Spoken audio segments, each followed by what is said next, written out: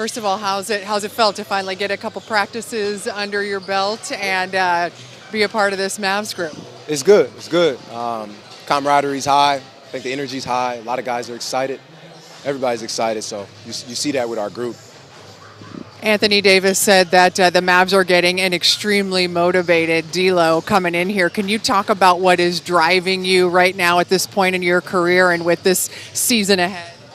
Yeah, I mean, to be on a team that has every ounce of a chance to win it all, I think you got to do your part and figure out what your part is as soon as possible. So for me, I'm just motivated, trying to figure out my role and figure out how I can help each individual guy. I know we're going to put some funky lineups out there, just figuring out how we can manage them. Anticipate your role being? No anticipation. Just trying to be a basketball player that impacts winning. Funky lineups, like it's just going to be a lot of two bigs this year. How's that going to be different? What's the key to y'all making that work? I don't know about the key. I just know that's what the league's kind of transitioning into. A lot of teams are going big. We got a good group of bigs right here. Why not start here? And then for guys like myself, just finding a way to complement those guys.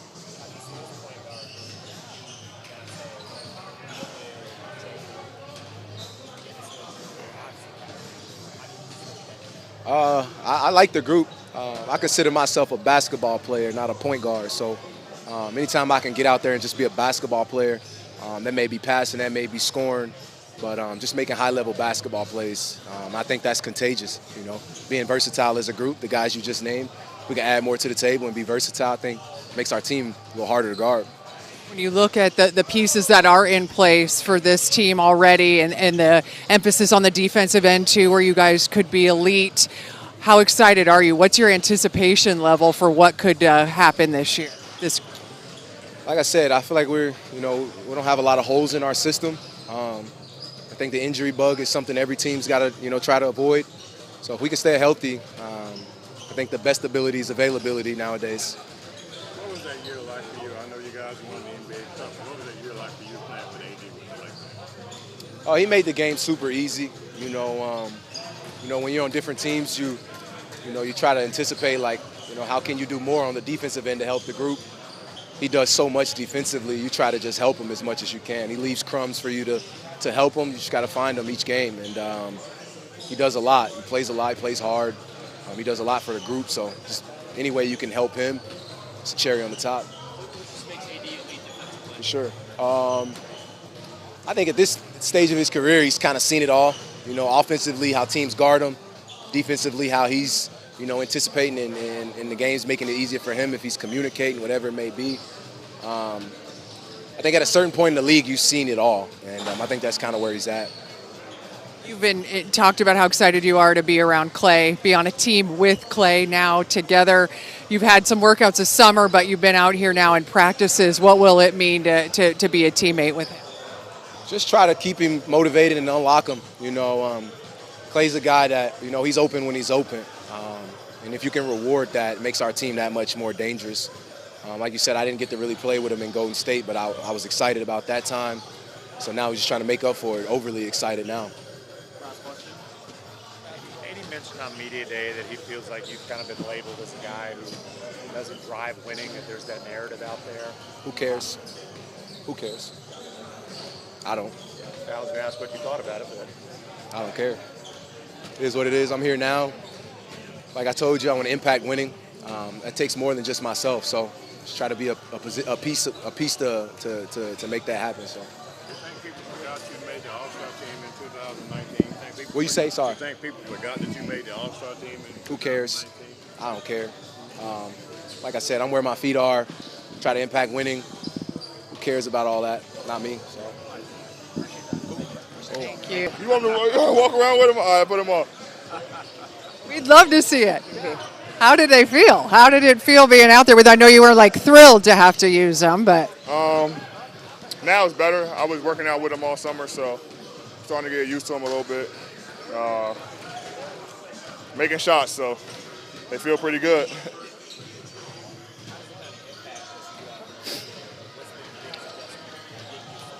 The goggles?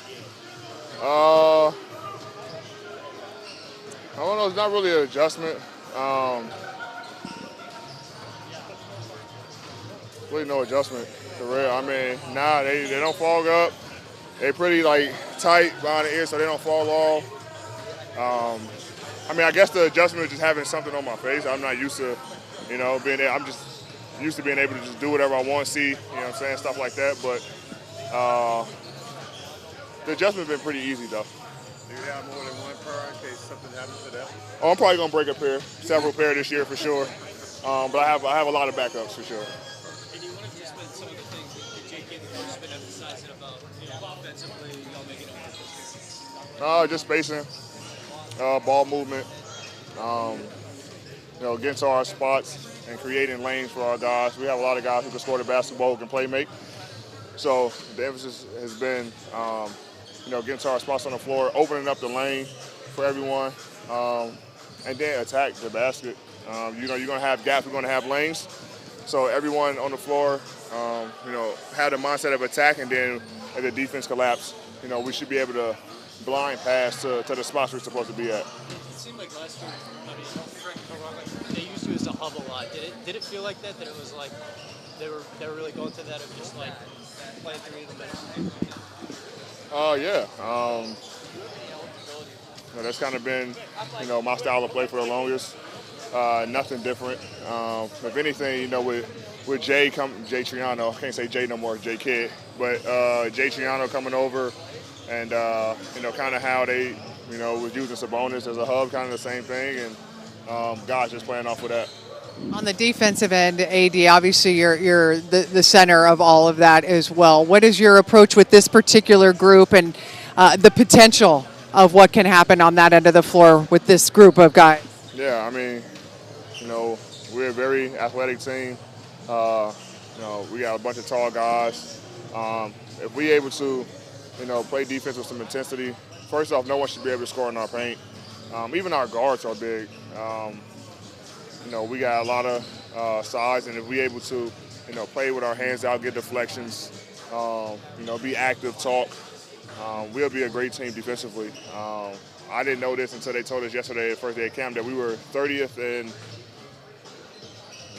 rebounding. I think we were last in rebounding, which is not good for the type of guys that we have who can rebound the basketball. So been a lot of focus on, not watching the ball as it goes to the rim, but turning and finding the body and boxing out, and then going to locate the ball. So we're a really good defensive team, but defense you have to try. It's a mindset. So we got to be able to lock in and cover for each other, and give the guy who's guarding the ball enough confidence to pressure the ball, knowing he got help on the backside. Hey, you've been in the league for a while. Is this the most talented team on paper that you've been on? Oh man. I know it's an easy question. Let me see. That's what I was saying. It's tough because I did win a championship with a team. We were really talented on the team. We had a lot of talent on that team. I mean, this is definitely one of two. I think a championship team and this team is very, a lot of talent on this team. We have a lot of guys. We have depth. We got about 9, 10 guys who can literally play. Obviously, that's going to be tough to do, especially when you get down to playoffs. You cut that, but we have good problems where we got enough guys. Where last year we had nobodies, so not nobodies as a guy, but nobody, but like actual bodies. We didn't have bodies. I'm like, oh, you calling guy nobody, So we got a lot of talent, man, and it looks good on paper, but we got to go out and perform. How do you think Cooper Flagg's defensive skill set is going to translate to this level? It looks like he feels real comfortable pretty. Yeah, I mean, we're continuously helping him. He can block shots, and he can jump, he can rebound, he can defend 1 through 5. And I had some conversations with him, about, I know as a rookie, I mean, I didn't have like vets, like he does, like with myself, Clay, Caleb, like all these guys, Kyrie, where you can go to him and kind of, talk to him. But I told him in practice today, we were doing a drill, and he was hesitant about kicking a guy out. And I said, you're very great defensively where you have the ability to grab him and throw him. and tell him to get to his position, and we got to be able to do that, not just because he's a rookie, but because we want to win. And he has the talent to do so. He can cover a lot of ground for us. Guys get beat. He can cover up for us. So, man, he has a lot of talent on both ends of the floor. But defensively, he's going to shine. We're going to put him in situations where you have to guard maybe the best wing. Have to guard a Kevin Durant or Jimmy Butler or these guys. So, and we have enough confidence in him to go out, send him out there and be able to guard those guys. But, he also got help on the back line with the other 4 guys on the floor. But I think he has a lot of potential defensively to help our team. And they've got you listed at I feel good. I kind of almost go into every season because I put on so much weight in the summer. And then by time, like November comes, I'm usually like 255, 258. So, I never want to come in at my playing weight because then I lose weight during the season, then I'm too small. So I try to go, because I lose about 10 to 12 pounds very quickly during camp. I already lost 5 pounds. Just like all of running and playing. So I'm never concerned about that. I feel great, moving great. So I feel good. At this stage in your career, how do you manage yourself as far as your body and your injuries are concerned to make sure you're able to be available? How are you managing that going into this year? Treatment, massages, weightlifting, stretching, and knowing when to get out of practice, knowing when to pull myself. Yeah. What's happening? How's everybody? Like the bikes takes on media. Who? Just stuff about bikes. It was good. Oh, what did I do? Oh, yes. That was it. Okay. I wish that was more bike. Oh, the bikes. Yeah, it's pretty. They got it right over there. They do it at a high level. Yes. It's been a nice one. Yes. Jason, can you talk about the potential you have here on defense with the pieces you have in place? I know you want that to be the calling card of this team, the identity of this team, how you feel after getting guys out there, and the excitement ahead for what you can have. Yeah, I think the defense we've talked about here for the last 2 days. Today was another positive day for our defense. I thought we got better.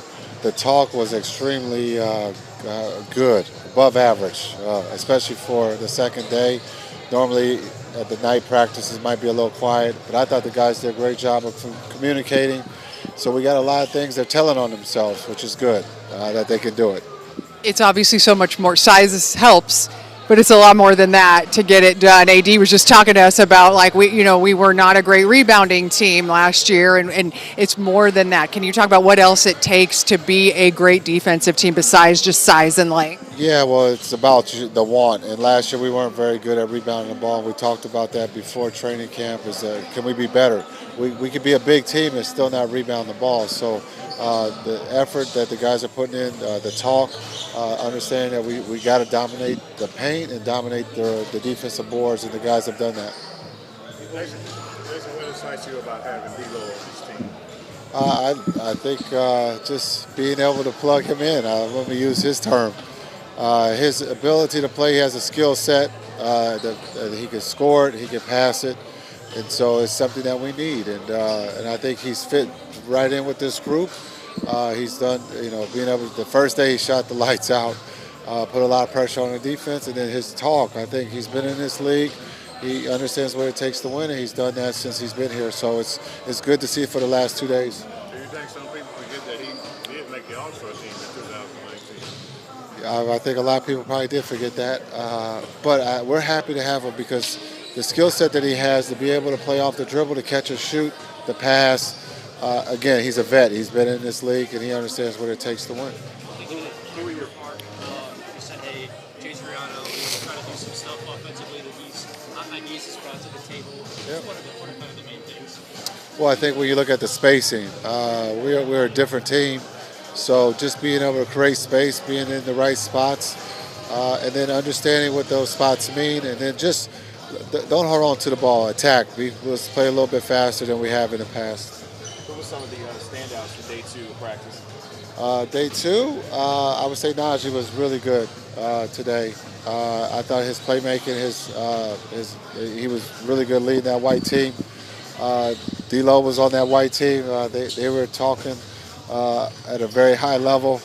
They won a lot of the games today. So I would say those two stand out.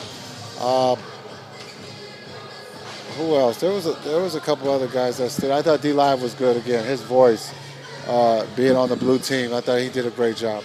Chase, Also, what are some of the indicators for you that the team is right where you need it to be from a practice standpoint, because of practice habits and the way they go about their business? We're all walking out here smiling, healthy. so that's why I know we're right where we're supposed to be. What do you want to see from Is everybody healthy? No, we have some guys who did not practice today. Gafford sprained his ankle yesterday, so he's out for 2 to 3 weeks. B. Will, hamstring strain, so he's out for a week. Who else is there? Dante has not practiced, and Kai's out. And PJ bumped his head yesterday, but he'll be ready to go on Friday. Is there anything specific you want to see from Lively in year 3? Yeah, just the growth of his. We all know he's mature. We're going to let him shoot. We want him to play make. We want him to be the captain of the defense, and so we want his leadership. I know this is his 3rd year, so we're asking a lot for a young player, but we believe he can handle it. your coaching staff has some serious experience and rings as well. What kind of impact can coaches that have skins on the wall like this have on players and on a team? Well, I think you can see it in practice. Everybody pays attention.